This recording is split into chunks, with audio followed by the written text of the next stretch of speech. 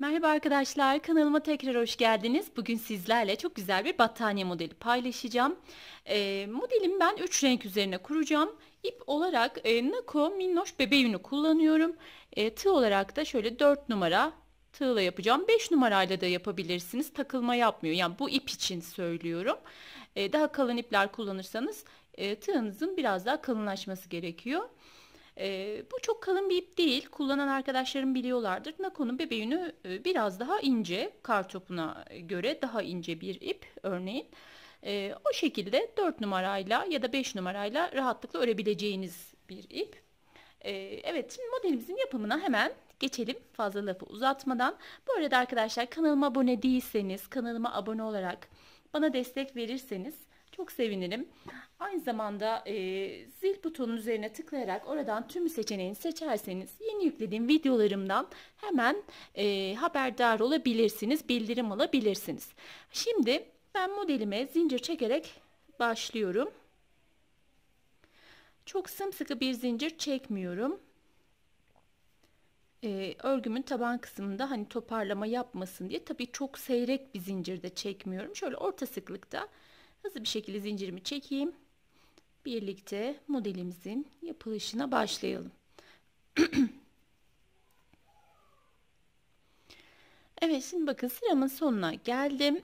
Yani bu kadar anlatmam için yeterli. Sizler eğer battaniye yapacaksanız arkadaşlar 120-130 santim civarında çekerek başlayabilirsiniz. 1 metre, tam 1 metre olsun istiyorum diyorsanız tam 110 santim civarı çekerseniz, çünkü çok toplama yapan bir model değil. Hani zincir çok toparlamıyor. O şekilde başlayabilirsiniz. Şimdi zincirimi çektim. Tığın başına bir tane doladım. 1, 2, 3, 4, 5, 6, 7 atladım. 8. zincirimin üzerine battım. 1, 2, 3 ve 4. Dörtlü bir fıstık yaptım ve 2 seferde kapattım. Tığın başına bir tane doladım. Fıstığı battığım zincirin üzerine batacağım, içerisine. Bakın yine aynı yuvama battım. İkisini bir çekerek 2, 3 ve 4 tane ikili trabzan yaptım. Şimdi 4 tane trabzanımı yaptım. Tığın başına bir tane doladım. Taban kısımda 1, 2, 3, 4, 5 atlıyorum. 6. zincirimin üzerine battım. Buraya da yine 2, 3 ve 4.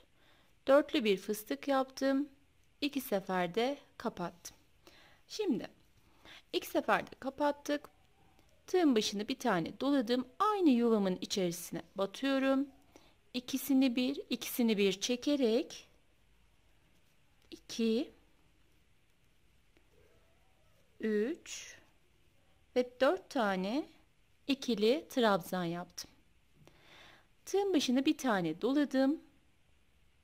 Bakın şuradan itibaren sayıyorum. 1, 2, 3, 4, 5. 6. zincirimin içerisine battım. Yine 2, 3 ve 4. Tığın başını 4 defa doladım. Şimdi önce bu doladığım fıstıkları, sonra kalan 2 ilmeğim olmak üzere 2 seferde çektim. Tığın başına bir tane doladım. Hemen aynı yuvamın içerisine battım ve 4 tane ikili trabzan yapıyorum aynı yuvamın içerisine. Bu şekilde 2 seferde çekerek.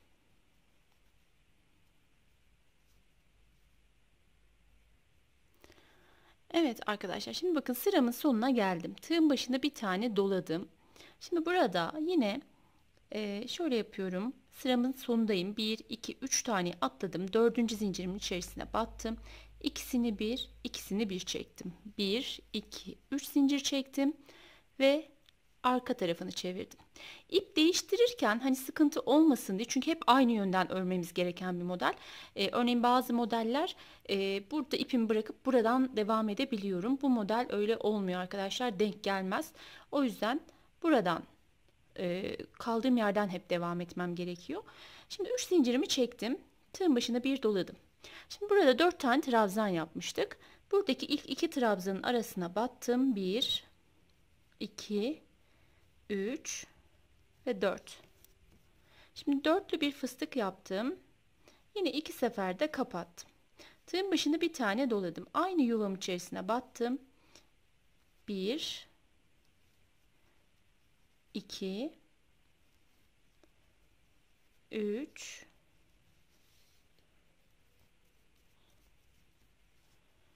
ve 4 tane ikili trabzan yaptım. Tığın başını bir tane doladım. Bir sonraki modelime geldim. Yine sıramın başındaki ilk iki trabzanımın arasından girdim. Ve tığın başını 4 defa doladım.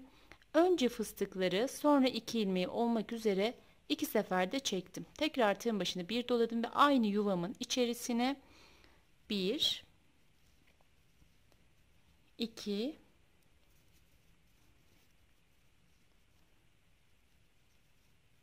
3 ve 4 tane ikili trabzan yaptım. Tekrar tığın başını doladım.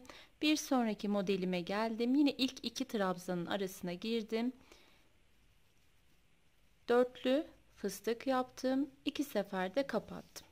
Şimdi kapattıktan sonra tığın başını bir tane doluyorum. Bakın hiçbir şekilde aralarda zincir kullanmıyorum. Buraya 2, 3 ve 4 tane ikili trabzan yapıp devam ediyorum. Şimdi sıramız sonuna kadar geleceğim. Sıramızın sonunu ben size yine göstereceğim. Daha sonra renk değişimi yapacağız. Evet, bakın şimdi sıramın sonuna geldim. Tığın başına bir tane doladım. Hemen şu fıstığın yanında bir trabzanım var. Zincirim. Onun en üstüne batıyorum. İkisini bir, ikisini bir çektim. Şimdi burada diğer rengimi aldım. Tabii ki isterseniz tek renk de yapabilirsiniz battaniye. Ama böyle renk renk daha cıvıl cıvıl ve daha güzel duruyor diye düşünüyorum. Daha sonra şöyle ipimi bu şekilde değiştiriyorum. Örgümün ön yüzünü çevirdim. Buraya bir tane zincir çektim. 1, 2, 3 zincirle de yükselteceğiz. Şöyle ipim takıldı. Evet, şuradan beyazı çekerek de sıkıladım burayı.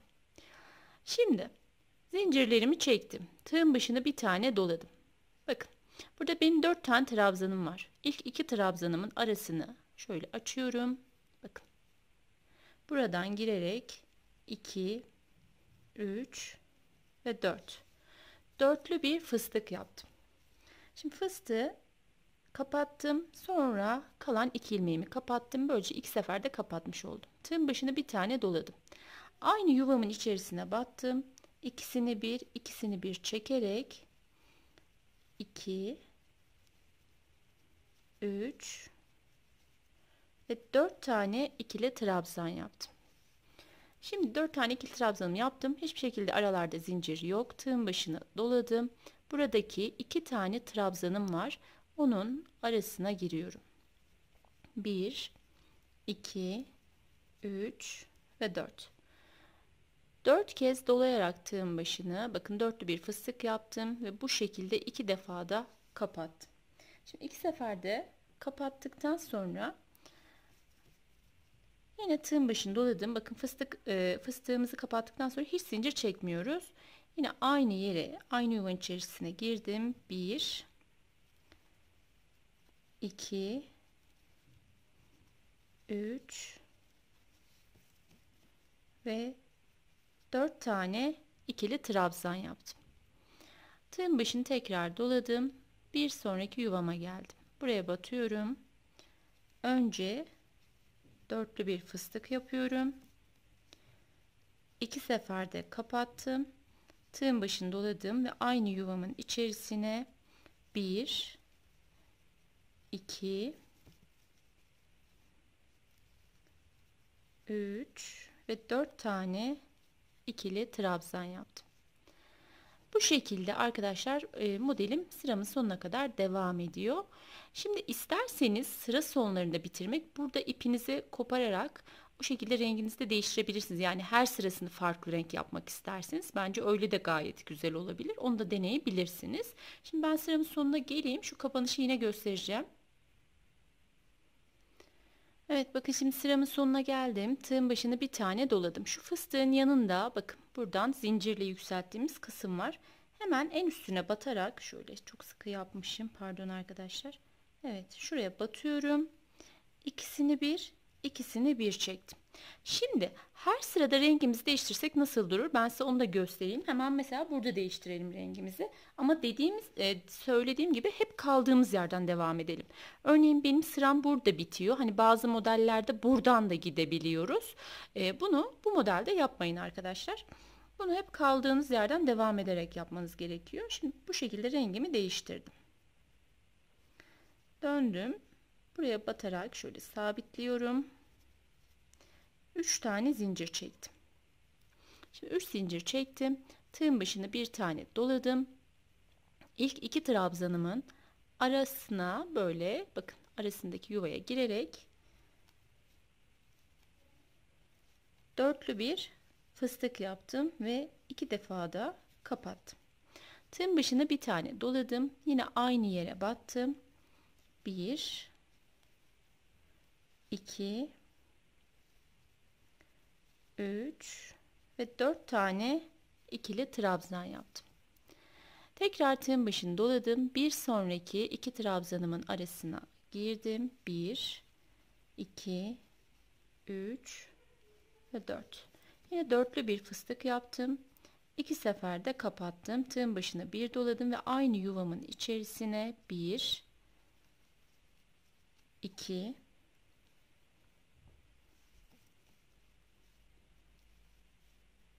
3 ve 4 tane ikili trabzan yaptım. Her iki tarafı da aynı arkadaşlar. Yani battaniye olarak örneğin yaptığınızda her iki tarafında aynı şekilde kullanabileceğiniz bir model. Evet bakın çünkü fıstıklarımızın çapraz durması için hep kaldığımız yerden devam etmemiz gerekiyor. Modelim bu şekilde. Şimdi ben biraz daha örerek parçayı büyüteyim. Nasıl durduğunu siz o şekilde bir görün. Evet arkadaşlar bakın battaniye modelim. Ben biraz daha ördüm ve büyüttüm. Bu şekilde 3 renk üzerine yaptım. Gerçekten çok güzel böyle dolgun ve puf puf bir model oldu. Her iki tarafı da kullanabileceğiniz bir model. Her iki yönünü de kullanabilirsiniz. Evet modelim bu şekilde. Ayrıca daha önce de söylemiştim size. 3 renk yaparsanız hep kaldığınız yerden devam edebiliyorsunuz. Yani renkler tam denk geliyor. Ama 2 renk yaptığınızda örneğin 2 renk üzerine yaparsanız battaniyenizi model denk gelmiyor. Yani ip kırmanız gerekiyor. Ama eğer 3 renk üzerine yaparsanız örneğin işte sarıdan sonra beyaz kullanmam gerekiyor. Beyazı alıyorum. Beyazdan sonra diğer rengimi şeklinde devam ediyor ve model tam denk geliyor. 3 renk üzerine modelinizi yaparsanız dediğim gibi model tam denk geliyor. Evet görünüm bu şekilde. Şöyle yakından göstereyim. Her iki tarafında kullanabileceğiniz bir model. Evet, umarım beğenmişsinizdir. Beni dinlediğiniz için çok teşekkürler. Başka videolarda görüşmek üzere. Hoşça kalın. Kendinize iyi bakın arkadaşlar.